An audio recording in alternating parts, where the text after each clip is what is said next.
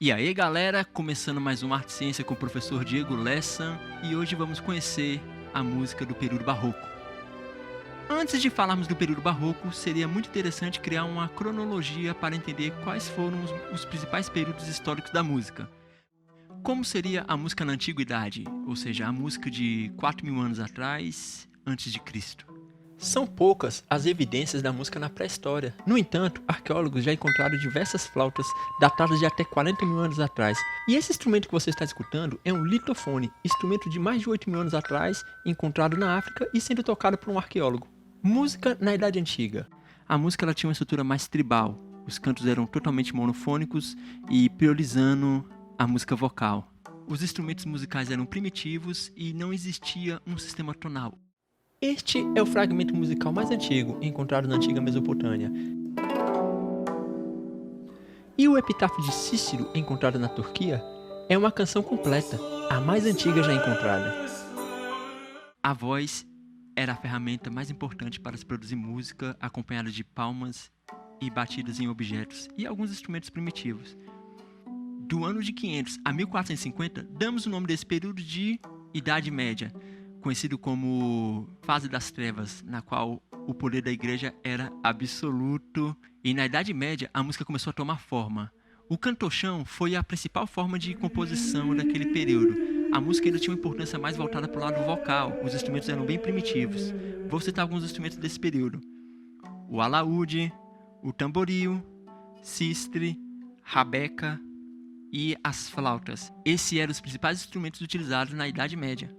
Durante a Idade Média, a música se dividia em dois segmentos, a música sacra e a música profana.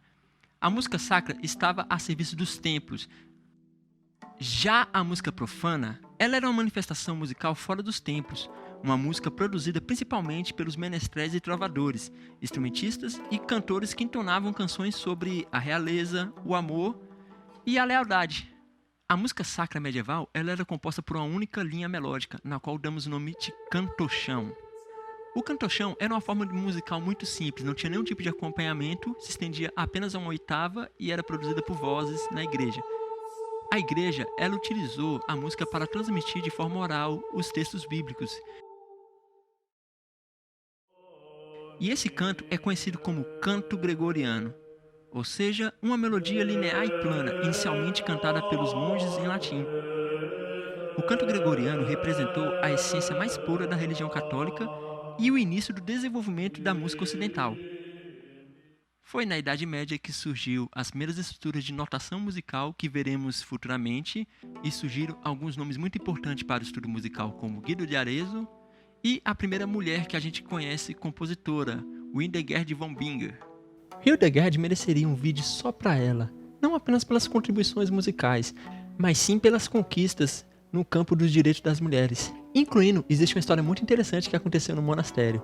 O Hildegard estava escrevendo livros e isso não agradou o abade-chefe do monastério. Ela foi denunciada ao Papa. E adivinham o que aconteceu com ela?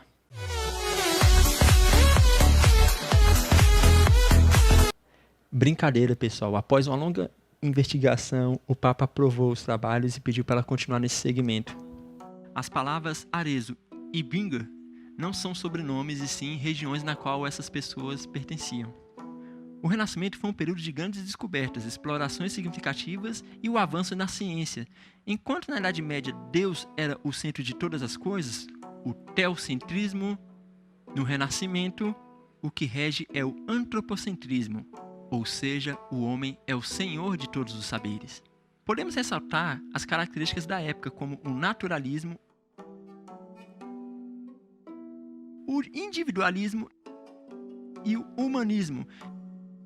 E podemos relembrar alguns acontecimentos importantes, como a Reforma Protestante, que foi fundamental no desenvolvimento do período barroco, que a gente vai falar a seguir. Foi no Renascimento que começou o auge da polifonia. Para quem não lembra o que é polifonia, tem um vídeo meu falando sobre texturas musicais que é muito importante.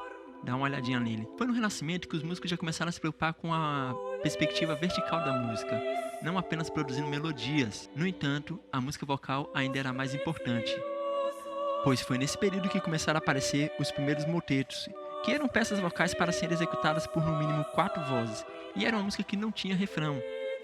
Entre os principais instrumentos renascentistas podemos citar o charamela, clavicórdio e o cravo, que é um primo muito distante do piano. E agora sim falaremos sobre o barroco. Podemos dizer que o período barroco se iniciou com a Ópera de Orfeu, de Cláudio Monteverdi, no ano de 1600.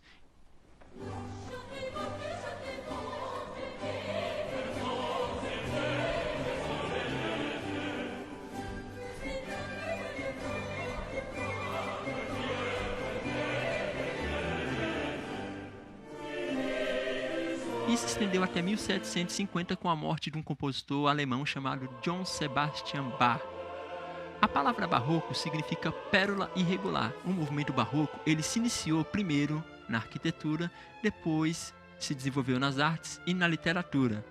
Da mesma forma que você tem como referência Gramado no Brasil, que produz grandes chocolates, ou os relógios suíços, a Itália era uma grande referência no desenvolvimento das artes.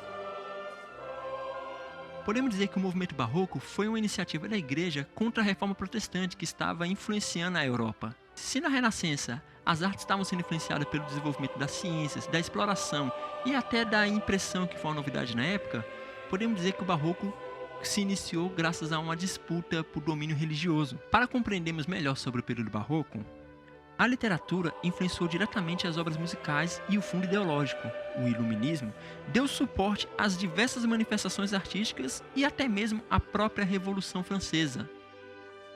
A Itália foi influente sobre as culturas, e no final do período barroco, mesmo a música sendo uma linguagem internacional, as raízes permaneciam italianas. Na Alemanha, a cultura musical ficou debilitada momentaneamente devido à Guerra dos 30 Anos. O período barroco foi marcado pelo advento do sistema tonal. Os modos litúrgicos abrem espaço para os conceitos da tonalidade maior e menor. Um dos fatores mais importantes da música barroca foi que a música instrumental ela ganhou tanta importância na composição como a música vocal.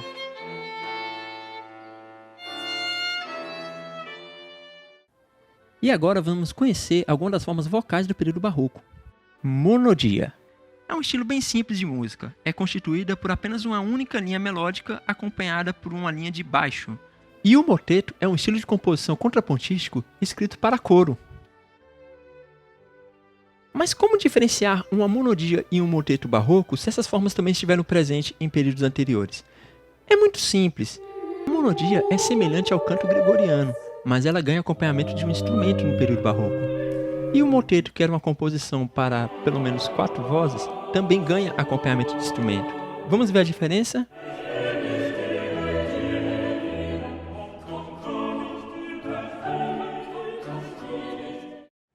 E essas são outras formas vocais do período barroco. A ópera que já citamos, o oratório que era semelhante a uma ópera, mas com temática religiosa, a cantata que misturava música e poesia, e a paixão, que era uma composição musical baseada em uma narrativa bíblica, como por exemplo a Páscoa ou o Natal. E o recitativo era um estilo meio falado e meio cantado que poderia estar dentro de uma obra maior, como uma ópera ou um oratório. Já a área é uma peça vocal solo dentro de uma obra maior, e os compositores utilizavam as áreas para demonstrar a emoção e o sentimento dos personagens.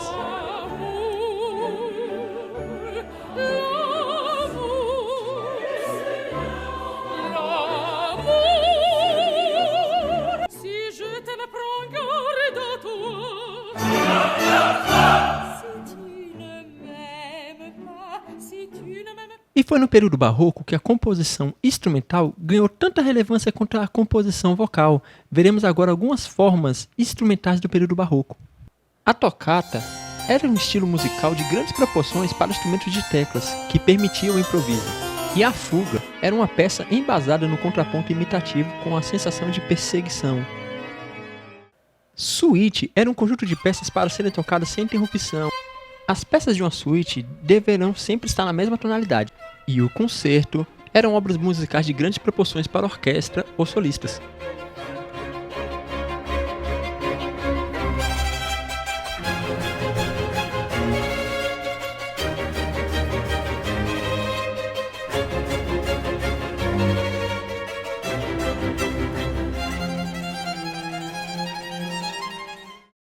E agora vamos falar sobre o baixo contínuo.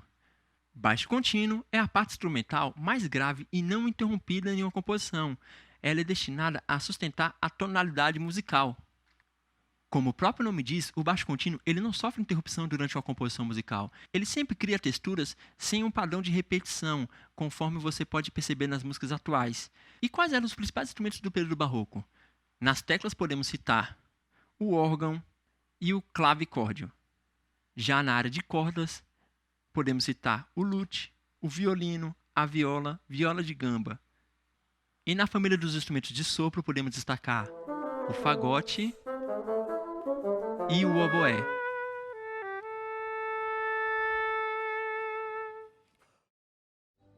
Então, pessoal, estamos chegando ao fim de mais um Arte Ciência. Eu espero que o conteúdo apresentado seja relevante no estudo de vocês. Se você gostou, deixa aquele apoio e até o próximo vídeo. Tchau, fui!